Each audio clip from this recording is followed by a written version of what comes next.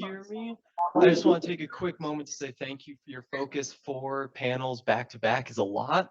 So I think it would be great if we all took about 10, 15 seconds, stood up, did a big stretch, couple breaths, and get some movement. I can't sit for too long. I don't know if that's the same for you. Good idea. Got you.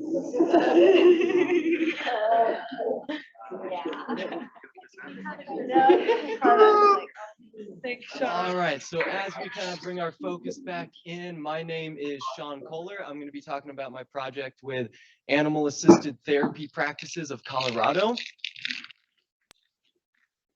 I'm Brett Jelinek, and I'm going to be talking about invasive species management in Chicago. You want me to go? Sorry. I'm Finnerty, and I'll be talking about my project. But we can't hear her. Oh no! Can you hear me now? I went to the max. Might need a little help. Can you hear me? Hello. Get good volume. No. For me, yeah, this mic is on. The cat is on Zoom. Can you hear me? Why don't you try it now, Kat? And make sure you're unmuted. She's unmuted and speaking. We're getting the volume, but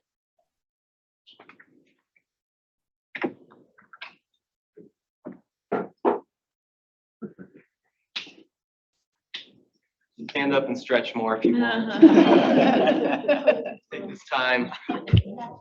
and Zoom people can hear her. We just can't. I'll hold the mic up to someone's computer. I'm not joking. Yeah.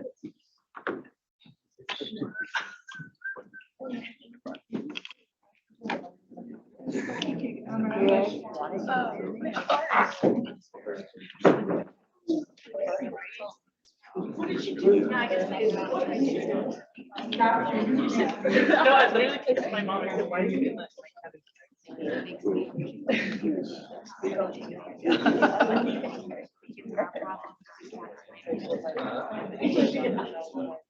Not my presentation. My presentation is free. Kat, can you speak Yes. if Can to you hear test me? if we can hear you when you speak? Your Can you hear microphone me now? from distance? Anyone? Anyone in the room?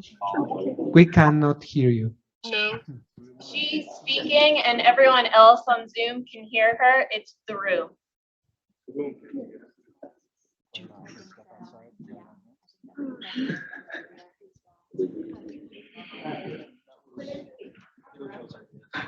Is it Joe Jones, like your name?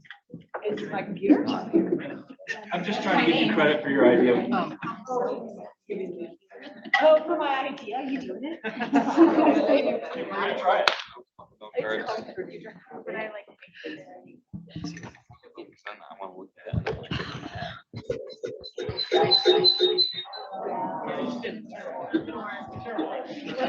It wasn't mine.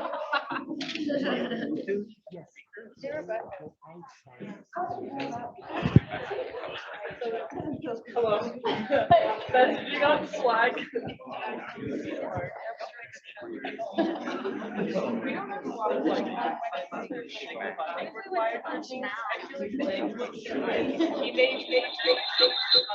how much he thinks we need.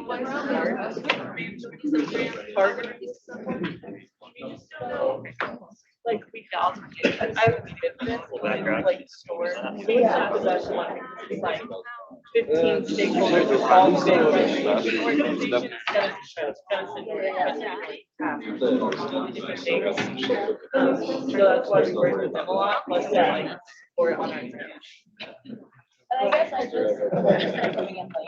I didn't know. Yeah. Well, I feel like now that we like this adopting that idea and like which is like what the grant outlined anyway. And at the end of the day, I your feel like attention is just like zero. that can hold the And there's like. For example, there are already collections to store. And then we have an idea we might try of actually having her call in with the cell phone, and then we'll hold the cell phone to the mic while we run her slides. So, and if that doesn't work, we'll look for a plan C. All right, so you guys can start and get your slide up. Okay, so I will play the part of Kat for the introduction. Okay, Kat Finnerty is in Florida and on Zoom. There she is. And hi, Kat. And I'm Matthew Eshed, and our projects are connected through the title Education into Action, Shifting Paradigms with Best Practices.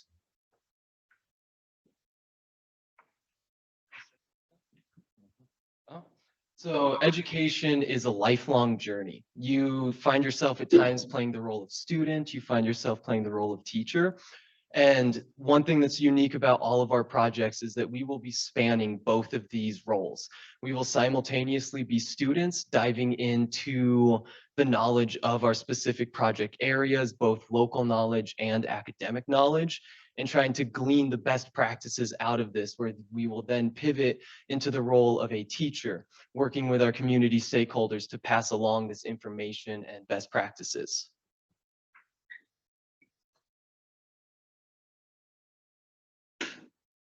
We're gonna try this. Try it. Can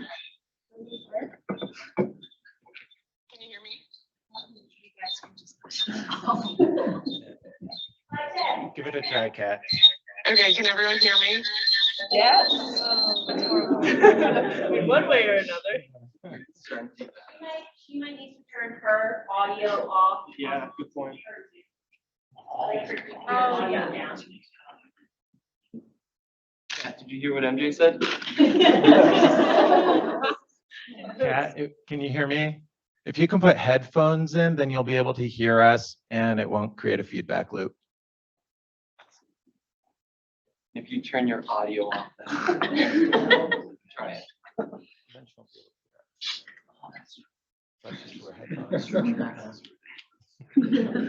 We had a very popcorn style intro planned for this, so a little wrench in the gears. One thing that we could also do is you gave a very nice intro. We could just jump into presentations. We've already spent like 15 minutes on this or so.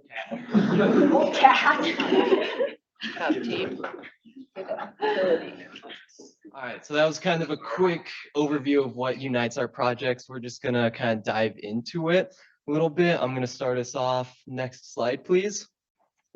So I'm gonna be working with my community sponsor that is the Animal Assisted Therapy Programs of Colorado. They're based out of Arvada, kind of near Denver area.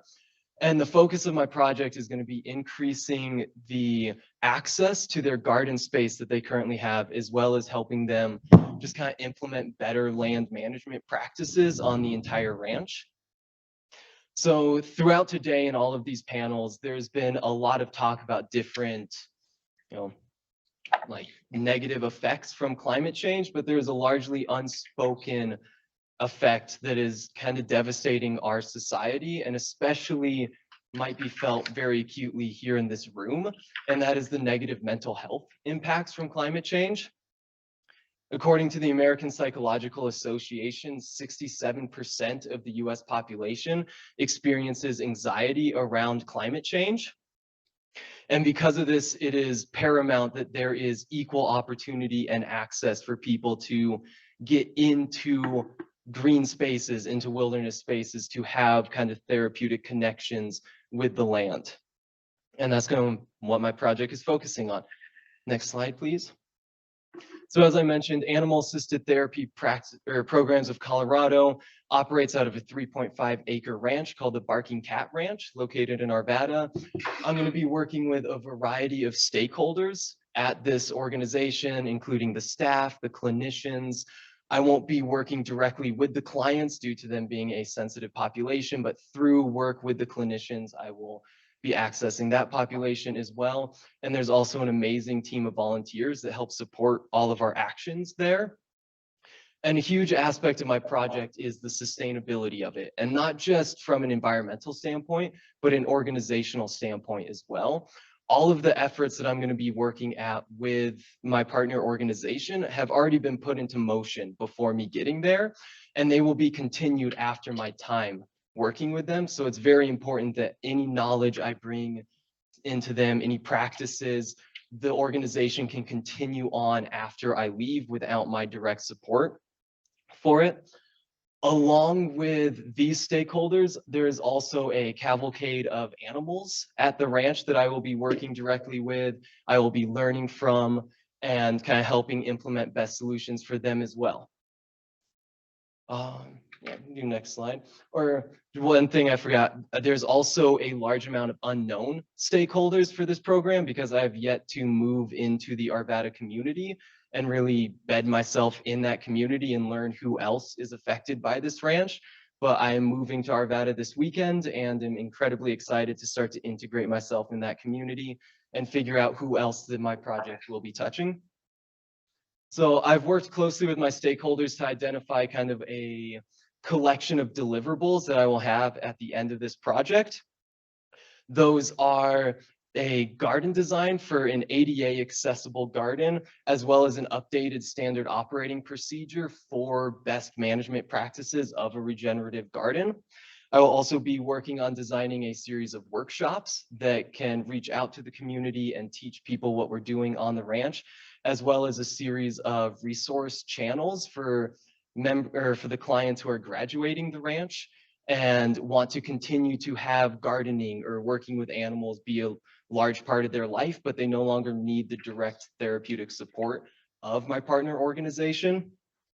And I will also be helping them integrate a vegetable composting system on site to help kind of close nutrient cycles that they have at the ranch and in the surrounding Arvada community. And we'll pass it over to Brett if you can't have Kat. We'll try Kat again real quick though.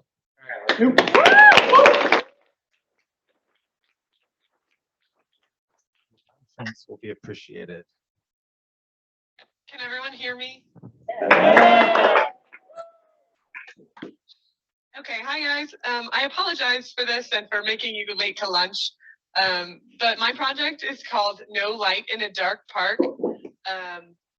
I am currently located in Southwest Florida at a place called Big Cypress National Preserve.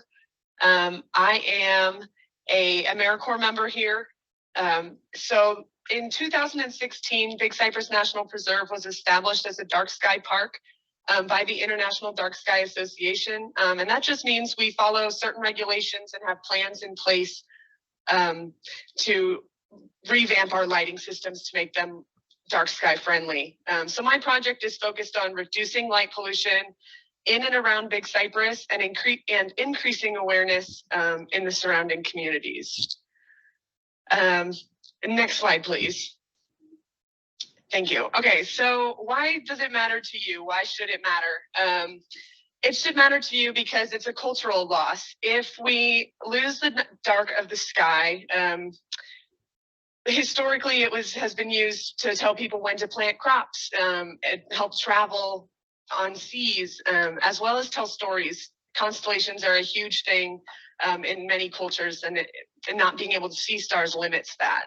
It's also an environmental loss. Leaving lights on at night that we don't need is a waste of energy, a waste of fossil fuels, and therefore it impacts climate change.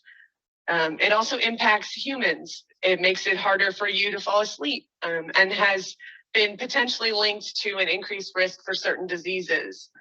For animals like owls and the endangered Florida panther, it makes it hard for them to hunt if their biological clock is off because of lots of light. Animals like frogs and crickets won't croak if it's too bright, making it hard for them to find mates, therefore decreasing their populations. It's also an experiential loss. Approximately 80% of people on Earth and 99% of people in North America and Europe have never seen the Milky Way galaxy. And if you haven't, that is something you should definitely try to do. It's an amazing experience and definitely worth it. Next slide, please. Thank you. So the focus of my project, 3 deliverables. Go back one. Thank you. The first one is sky quality data. So each month I go out on or around the new moon and take sky quality data. I use the meter like the one in that picture to collect what they call magnitude per square arc second. It measures the object's brightness. So it ranges from 7 to 23. And Big Cypress, the locations that we test hang around a range between 19 and 22. So we have pretty dark skies out here. I'm also working on education programs. Currently, I've already completed 2 of them for youth, but I really want the project and the program to be adaptable for all ages. And finally, a best practices guide.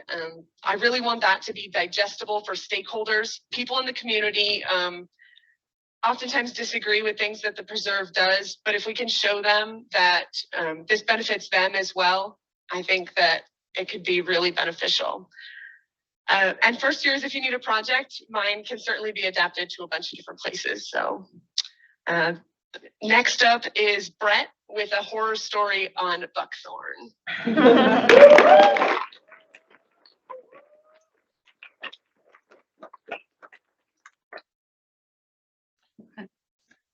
You're walking through the woods on a gloomy fall day.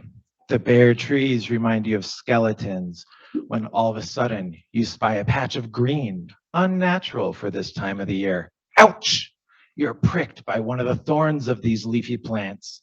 Before you know it, you're tangled in a dense thicket, so dense it's choking out all life, including your own.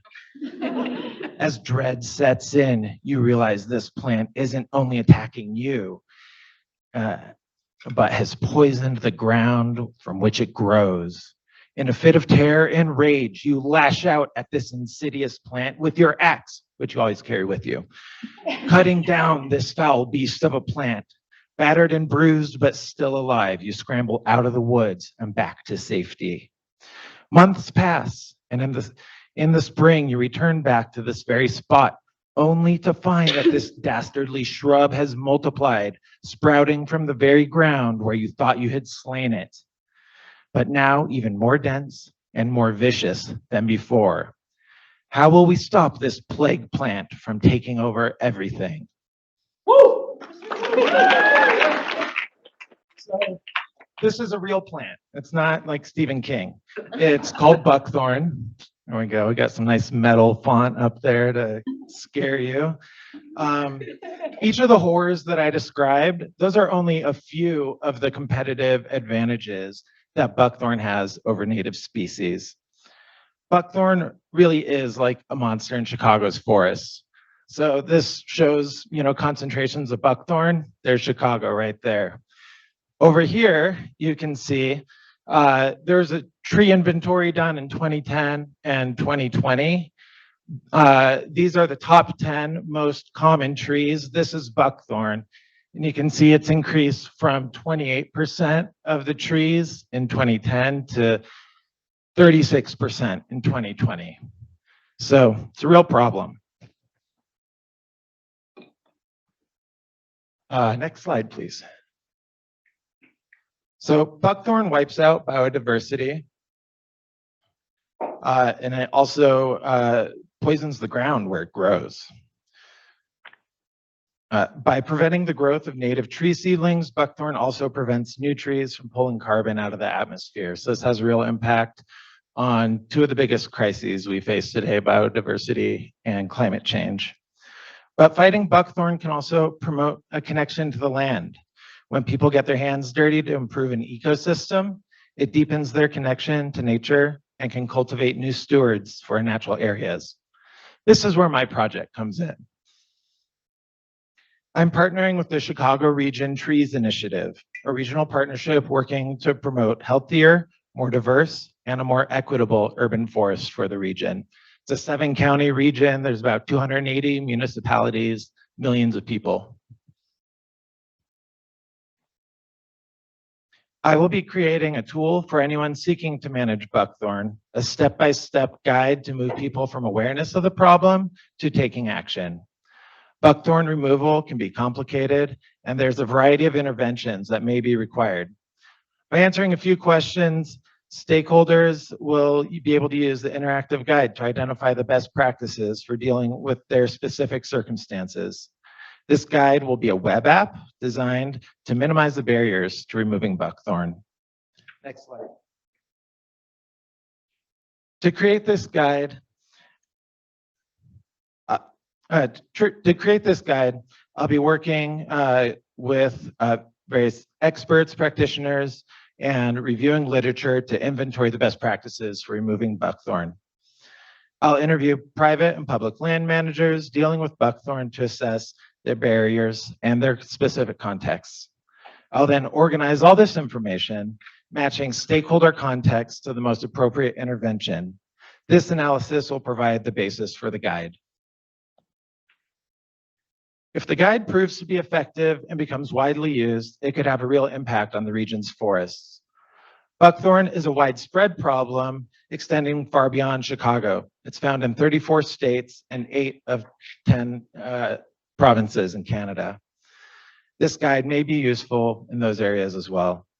With the right tools in the right hands, we may just be able to slay this buckthorn monster.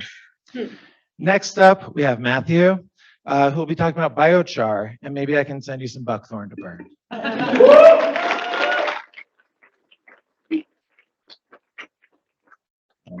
The term is pyrolysis, Brett. It's not combustion.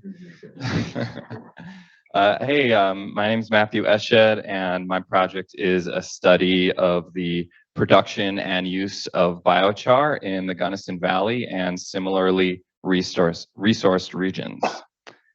I can imagine that some of you are wondering, what is biochar? Simply put, it's a charcoal that's purpose is not fuel, but for soil or for other uses like water filtration or for building materials.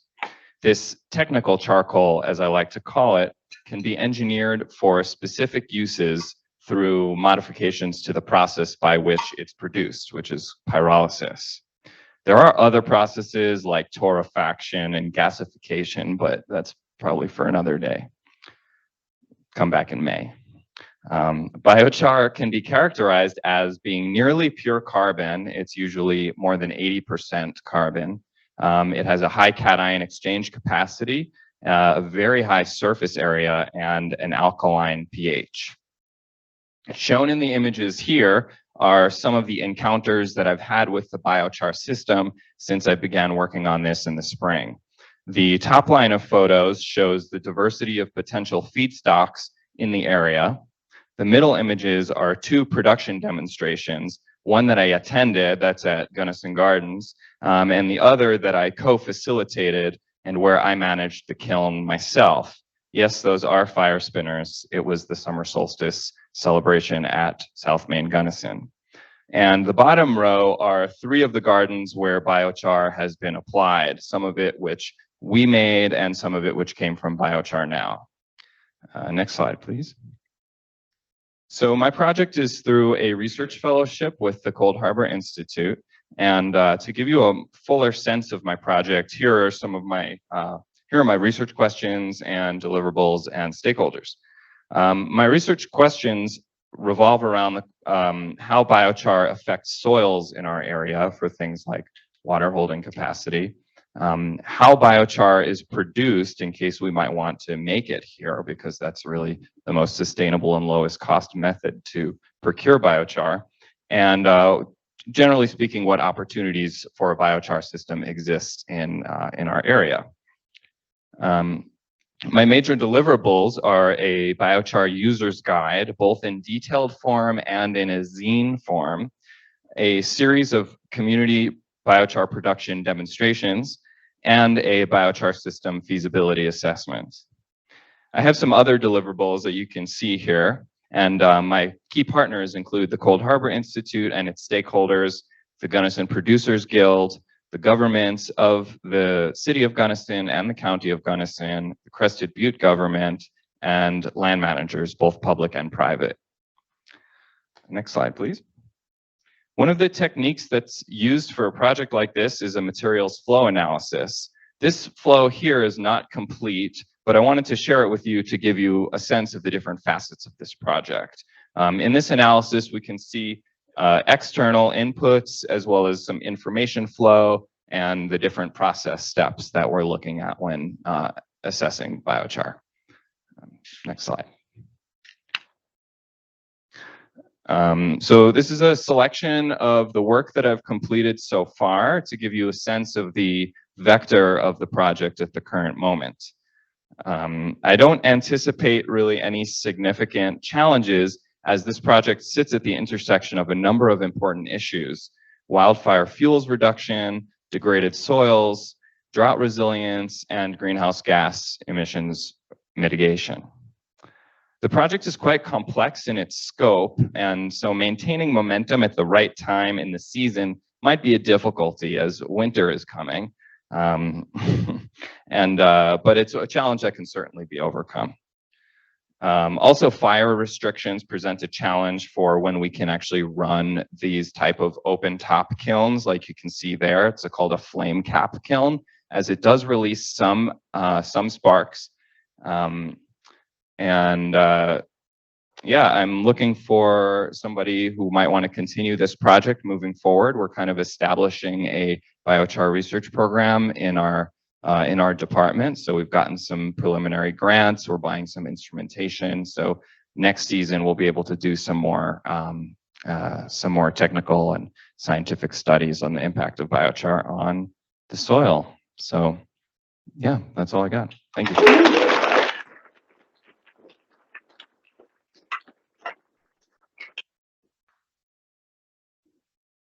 Hey, let's take a few questions. Got from Landon? So my question is for you, Brett.